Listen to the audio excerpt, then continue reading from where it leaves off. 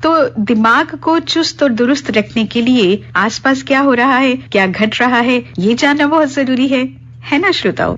तो चलिए फिर ले चलती हूँ मैं आपको सुप्रभात न्यूज डेस्क पर। तो जान लेते हैं क्या है आज के स्थानीय समाचार पत्रों की ताजा तरीन सुर्खियां। चलिए चलते हैं न्यूज डेस्क पर।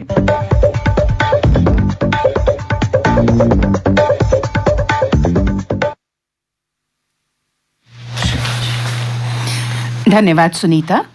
समाचार पत्रों की सुर्खियों के साथ आज मैं न्यूज डेस्क पर रेडियो सखी माधवी। आपने बिल्कुल सही कहा, सर्दी के इस मौसम में दिल का हाल जानना बहुत जरूरी है और दिल की परवाह करना भी बहुत जरूरी है।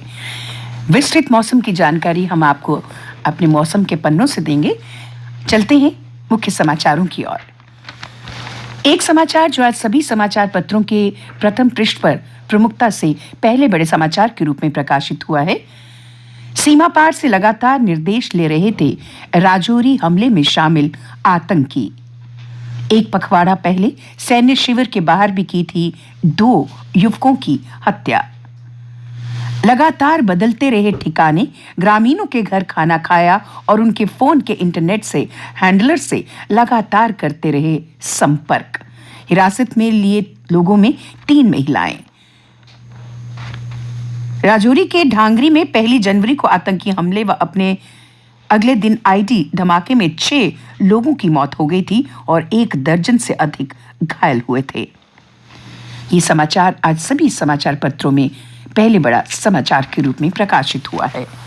एक अन्य समाचार जो दूसरी बड़ी सुर्खी बनी है और सभी समाचार पत्रों में प्रमुखता लिए हुए, जम्मू कश्मीर पुलिस महकमे सरकार ने किया बड़ा बदलाव।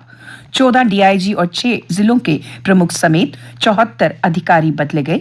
शक्ति पाठक जम्मू, विवेक गुप्ता उत्तरी कश्मीर व श्रीधर पाटिल डीआईजी ट्रैफिक जम्मू बनाए गए। सांबा में बेनम तोश, कठुआ में शिवदीप सिंह और किश्तवाड़ में खलील अहमद बने जिला प्रमुख। राहुल चाड़क को रूरल जम्मू का एसपी बनाया गया।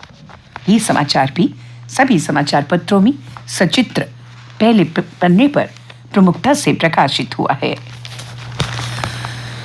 मिलकर करें काम, सहकारी संवाद से रखेंगे नए भारत की नींव, कहा मोदी ने। प्रधानमंत्री ने कहा, आपसी सहयोग से केंद्र राज्य लिख सकते हैं विकास की नई पटकथा। टीम भावना मजबूत करने का शानदार मंच। मुख्य सचिवों का सम्मेलन महत्वपूर्ण नीति संबंधों विषयों पर विचारों का आदान प्रदान करने और भारत को नई ऊंचाइयों पर ले जाने की टीम भावना को मजबूत करने का एक शानदार मंच है, कहा प्रधानमंत्री नरेंद्र मोदी ने। ताराचंद पीरजादा बलवान समेत 17 नेताओं की कांग्रेस में वापसी। आजाद से दोस्ती के कारण जज्बात में बह गए थे, अब भूल सुधारी, कहा ताराचंद ने। ये नेता पार्टी छोड़कर नहीं 2-3 माह की छुट्टी पर गए थे, वेणुगोपाल का कहना।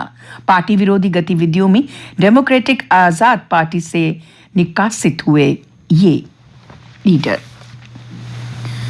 जम्मू में दिखेगा समुद्री मछलियों का संसार। बागी बाहू में फिश एक्वेरियम का 16 साल बाद हो रहा विस्तारीकरण। एक्वेरियम में समुद्र से विभिन्न प्रजातियों की मछलियां व पानी भी लाया जाएगा।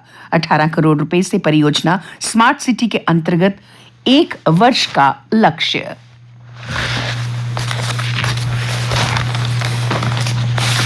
भारत की सबसे बड़ी एकल महिला प्लाटून की तैनाती।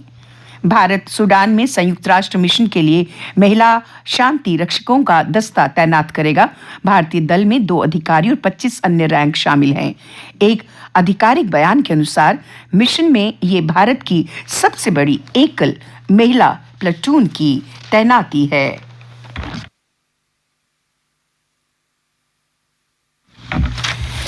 एक अन्य समाचार जो आज सिटी जागरण के प्रथम पृष्ठ पर प्रकाशित हुआ है।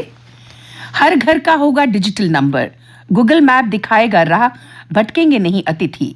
शहर में हर मकान दुकान में लगेगी क्यूआर कोड वाली प्लेट।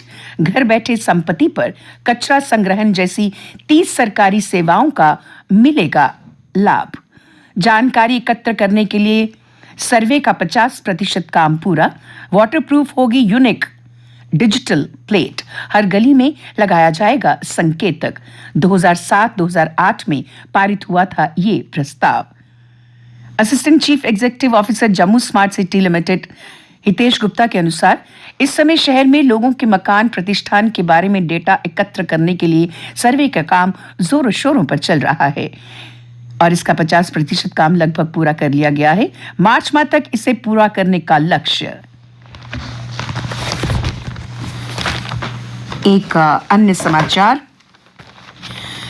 कृषि क्षेत्र के विकास के लिए 29 प्रोजेक्ट्स पर कार्यक्रम शुरू।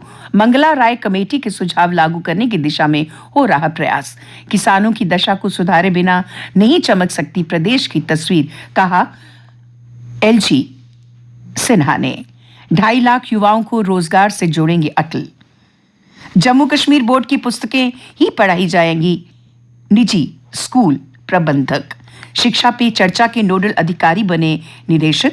प्रधानमंत्री नरेंद्र मोदी के परीक्षा पे चर्चा कार्यक्रम को लेकर शिक्षा विभाग ने जम्मू व कश्मीर संभाग के नोडल अधिकारी बनाए हैं।